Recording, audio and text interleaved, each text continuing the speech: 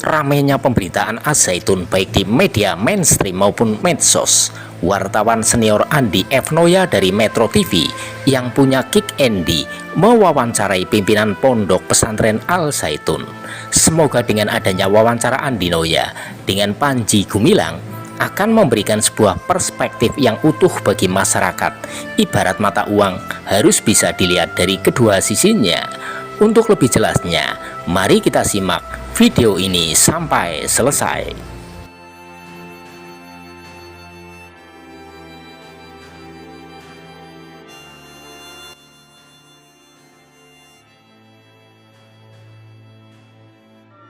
Wartawan senior Andi F. Noya dari Metro TV yang punya Kick Andy baru saja mewawancarai Syekh, dan pemirsa Kominfo Official juga Az-Zaitun Official juga akan ngobrol sedikit dengan Bang Andi.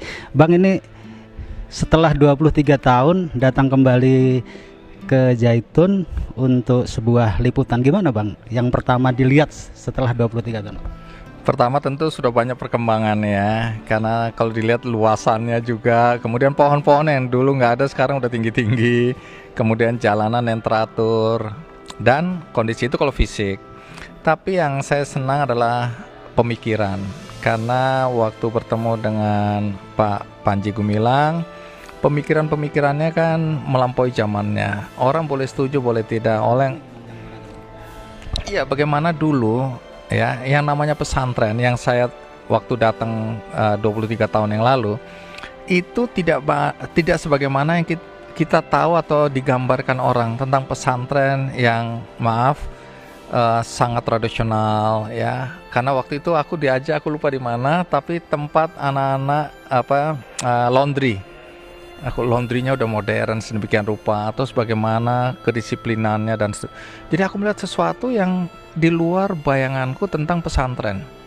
Nah, ini mengubah image pesantren menjadi sesuatu yang modern ya. Ada pondok-pondok pesantren yang menyebutkan pondok pesantren modern, tapi aku nggak pernah lihat secara fisik di sana. Tapi aku melihat apa yang ada di Al-Zaitun. Jadi menurut aku itu visi yang melampaui zamannya, pemikiran-pemikiran yang terbuka.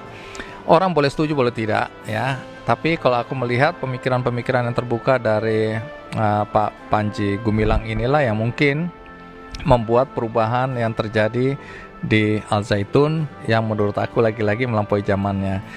Nah, aku juga punya tanda kutip binaan ya, pondok pesantren, di mana aku melihat pesantren itu harus mandiri. Karena pesantren di tempat aku ini pesantren yang relatif menampung anak-anak yang datang dari keluarga yang sangat sederhana, pesantren gratis, tapi mereka ingin mandiri juga. Nah, konsep mandiri ini menjadi penting kalau kita melihat yang ada di sini, karena nggak boleh lagi tangan di bawah terus-menerus. Karena ada yang kalau ditanya dari mana ini dana operasional, langsung nunjuk ke atas. Tapi peluang untuk mandiri itu padahal terbuka lebar dan sekaligus mengasah keterampilan anak-anak. Ya, keterampilan bercocok tanam, berkebun, keterampilan perbengkelan, keterampilan mengelola supermarket, keterampilan keuangan, literasi keuangan, itu harus ada. Nah, ini zaman yang seperti itu menuntut anak-anak keluaran pondok pesantren mengikuti zamannya. Itu yang aku lihat di sini, kesanku. Bang, ini kan kesini ini karena ramainya pemberitaan Az-Zaitun baik di media mainstream maupun medsos. Terus abang tadi udah wawancara selama 2 jam dengan saya. Dari jawaban-jawaban saya itu apa yang bisa abang sampaikan kepada masyarakat? Itu tersampaikan dengan sendirinya. Jadi Pak Panji Gumilang ini kan menjelaskan. Selalu aku akhiri wawancara Kick Andy double check dengan orang mau percaya boleh, tidak juga boleh. Jadi kembali kepada siapapun yang menonton dan dia menilai dari perspektif dia. Jadi saya tidak memaksakan bahwa harus percaya, saya tidak memaksakan apa yang saya pikirkan, karena di sini posisi saya sebagai medium, sebagai tempat aja. Nah, karena saya melihat apapun tuduhan orang, karena ini bukan yang pertama kali saya wawancara orang-orang yang dituduh atau tokoh-tokoh yang dituduh atau yang diinformasikan di media tentang hal-hal yang buruk, yang miring, yang negatif. Saya datang, saya cuma mau konfirmasi ya. Anda dibilang begini, Anda dibilang begitu, Anda dibilang dan seterusnya. Silakan, kita mau tahu apa jawaban Anda terhadap isu-isu miring seperti itu. Nah, di Kick Andy Double Check, makanya namanya double check, kita mencek ulang, mengklarifikasi semua informasi yang beredar di masyarakat tentang satu sosok. Nah, tadi saya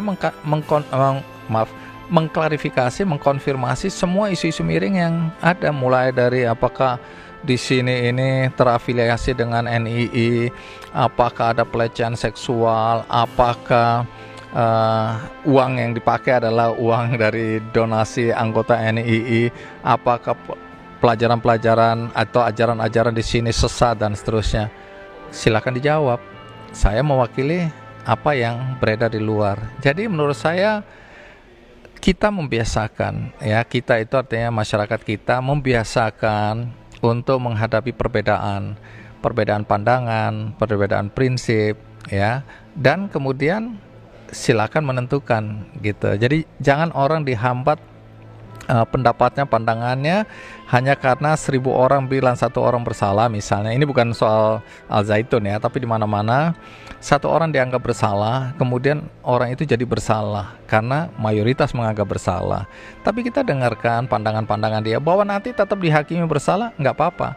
Tapi istilahnya harus didengar dulu pandangan dia, apa pandangan. Terus kita melihat juga apakah benar sedemikian rupa. Setelah itu silakan menentukan sikap. Kalau dari jawaban saya, apa jawaban mana yang menurut Bang Andi paling menarik itu? Semua jawabannya menarik karena pertama aku senang sekali tidak ada yang dibatasin. Tidak ada yang aku dibilang jangan tanya ini, jangan tanya itu. Semua yang aku tanya dijawab.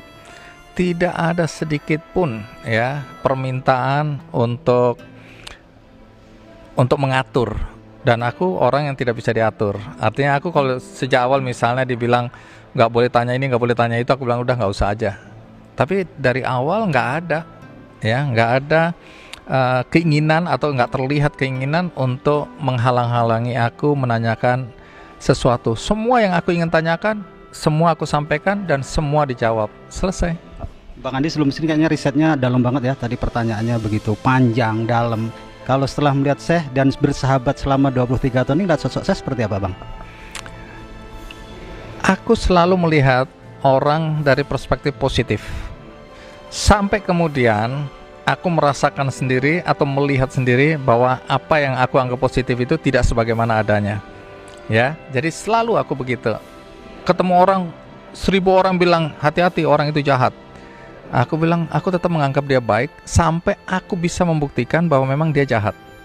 Selama aku tidak melihat, selama aku tidak mendengar dengan telingaku sendiri, dengan mataku sendiri, aku tetap menganggap itu orang baik. Jadi itu sudah prinsip dalam hidupku. Aku nggak mau ikut-ikutan orang menjudge, menghakimi seseorang hanya karena mendengar atau tidak melihat langsung atau katanya atau pendapat. Itu tidak berlaku cuma di sini, di mana-mana. Jadi kalau ada bilang, wah itu hati-hati Andi Noya, orang itu jahat, aku tetap menganggap orang itu baik sampai aku bisa merasakan, melihat dengan mata kepala sendiri, baru aku bilang. Jadi ketika berhadapan dengan Pak Panji, aku nggak punya. Makanya Pak Panji kan bilang, aku datang tanpa pretensi.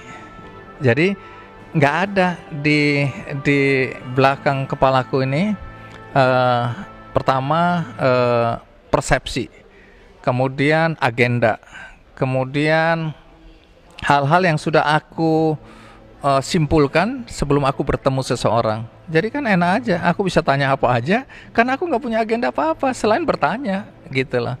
Nah itu mungkin bisa dirasakan semua tamu-tamuku di Kick Andy Double Check. Nggak ada satupun yang menurut aku ya, yang melihat Andi Noya punya agenda apa nih. Jangan-jangan dia disuruh ini, disuruh itu, dan capek. Jadi terima kasih buat orang yang percaya bahwa Andi Noya tidak punya agenda selain sebagai jurnalis hanya menyampaikan apa yang ada. Apa pesan apa yang Bang Andi sampaikan kepada media, baik media mainstream, media sosial yang belum melakukan klarifikasi, belum melakukan tabayun ke sini, tapi kemudian mereka sudah membuat liputan-liputan yang itu sering membuat gaduh masyarakat? Aku tidak dalam posisi menilai, tapi kalau aku tidak mau buang-buang energi untuk menyampaikan sesuatu yang menurut aku tidak berdasarkan fakta dan data. Kemudian kedua, aku juga tidak mau menyampaikan sesuatu yang membuat masyarakat mengeluarkan energi percuma, ya, sesuatu yang nggak ada diadakan, sesuatu yang nggak perlu diributkan. Aku nggak akan masuk di situ. Makanya Kick Andy, walau baik reguler maupun double check, nggak pernah bicara gosip, nggak bicara sesuatu yang buruk, ya. Kita selalu menyampaikan sesuatu yang positif, yang baik, karena menurut aku itulah yang bermanfaat bagi banyak orang. Nah, Kick Andy bisa bertahan 17 tahun, aku yakin, ya, karena memang orang mendapatkan manfaat dari menonton Kick Andy. Apakah itu cerita tentang anak miskin yang sukses dalam karir, dalam pendidikan, anaknya tukang jamu yang kemudian sukses jadi dokter di Jepang, punya 11 license, atau anak yang disabilitas tapi bukan saja dia bisa mandiri, tapi dia bisa membantu orang lain walaupun dia punya keterbatasan. Nah, itu menurut aku bermanfaat, karena banyak sekali penyandang disabilitas yang merasa hidupnya sudah hancur, tidak berguna, hanya karena dia tidak sempurna secara fisik. Nggak ada, banyak orang-orang yang tidak sempurna justru membantu. Ambil contoh misalnya Sugeng Siswayudono yang aku sekarang jalan udah 15 tahun untuk gerakan kaki palsu gratis. Waktu aku ngangkat cerita tentang dia, Sugeng ini anak tentara tapi pangkatnya nggak tinggi bapaknya, ditabrak oleh truk, kakinya hancur satu, kemudian waktu dia harus diamputasi dan pakai kaki palsu, orang tuanya udah nggak mampu, tapi keluarganya mengumpulkan dana, akhirnya bisa beli satu kaki palsu. Nah, waktu kaki palsunya rusak, dia kan mau beli tapi nggak ada uang, akhirnya dia mereparasi sendiri kaki palsunya. Lama-lama dia punya keterampilan membuat kaki palsu. Apa yang terjadi? Orang-orang datang sama dia minta dibuatkan kaki palsu. Tapi yang datang ini pada dasarnya sama juga, orang-orang dari keluarga sederhana yang nggak mampu beli. Sehingga dia membuatkan dengan biaya yang rendah, dan lama-lama muncul cerita itu, dan akhirnya saya tahu. Saya angkat ceritanya di Kick Andy, aku bilang, oke, aku cariin dananya, kamu bikin sebanyak-banyaknya kaki palsu, karena banyak sekali saudara-saudara kita yang tidak mampu beli kaki palsu. Mungkin kalian belum tahu bahwa kalau orang nggak punya kaki, itu mentalnya jatuh. Apalagi kalau dia mungkin perempuan, ya, yang selama ini dipuja, cantik, dan tiba-tiba harus kakinya dipotong, itu langsung dia mengurung diri, dan mungkin akhirnya tidak kemana-mana, padahal dia punya mimpi, cita-cita yang besar. Dan kalau dia kepala keluarga, gara-gara itu dia mengurung diri, itu artinya seluruh keluarga menderita karena tidak ada penghasilan. Nah, dengan kita kasih kaki palsu, mereka bangkit semangatnya. Yang mau sekolah kembali sekolah, yang mau kerja kembali kerja. Nah, Sugeng ini orang yang disabilitas, tapi gara-gara dia berapa banyak orang bisa bangkit dari keterpurukan. Nah, cerita ini menurut aku lebih bermanfaat daripada kita cerita sesuatu yang membuat orang berantem, membuat orang ribut, menguras energi, dan menghancurkan orang lain atau masa depan orang. Kick Andy nggak main di situ, jadi nonton Kick Andy ya. Saya nonton, dan saya juga nonton karena saya ngefans. Saya nonton tentang itu. Jangan nonton nonton Cinta Laura waktu diundang. Nonton yang dari tamunya dari Medan yang punya wajah itu. Nah, iya. Yang Sugeng dia nggak nonton. Nonton dong, Bang. Tadi kan abang bilang ini nanti terserah masyarakat yang menilai dari wawancara ini. Sebenarnya harapannya apa, Bang? Harapannya dari liputan ke Zaitun ini, harapannya Bang Andi sendiri apa? Karena prinsip yang aku anut selama ini sebagai jurnalis, cover both side itu menjadi penting, ya. Gini, kalau sekarang kan banyak orang mungkin tidak dapat akses untuk datang ke sini. Itu juga harus dipertanyakan, apakah akses itu dibuka atau tidak dibuka, sehingga banyak juga teman-teman jurnalis yang belum bisa bertemu dan menyampaikan pandangan-pandangan dari sisi yang ini. Akhirnya yang diambil kan sisi yang sana, karena yang sana mudah diakses, ya, dan dianggap itu salah satu, tapi ya waktu masuk ke sini belum tentu bisa. Nah, mudah-mudahan ya dengan adanya Kick Andy Double Check bisa ke sini, bisa wawancara selama 2 jam. Mudah-mudahan ini prinsipnya bisa berimbang, cover both side-nya. Both side-nya yang sana ribut-ribut begini, pandangannya begini, cover sisi sininya seperti ini. Mudah-mudahan ini memberikan perspektif yang lebih utuh bagi siapapun yang mengikuti cerita tentang Al Zaitun belakangan ini, sehingga mendapatkan sudut pandang dari dua sisi tadi. Itu sih harapanku. Tapi bahwa orang nanti akan menilai, wah Andi Noya berpihak, karena aku serahkan kembali kepada masyarakat. Tapi kalau ditanya, aku nggak punya agenda apa-apa. Tadi dibilang bersahabat dengan Pak Panji Gumilang, itu karena sekitar tahun 2000 aku pernah ke sini ya. Waktu itu ada Pak Surya yang orasi ilmiah, aku menemani aja. Tapi hari ini aku kembali ke sini sebagai jurnalis dan wawancara dengan Pak Panji Gumilang. Gak ada yang istimewa sebenarnya, karena aku menjalankan profesiku sebagai jurnalis. Kalau diminta 3 kata untuk Al Zaitun apa, Pak?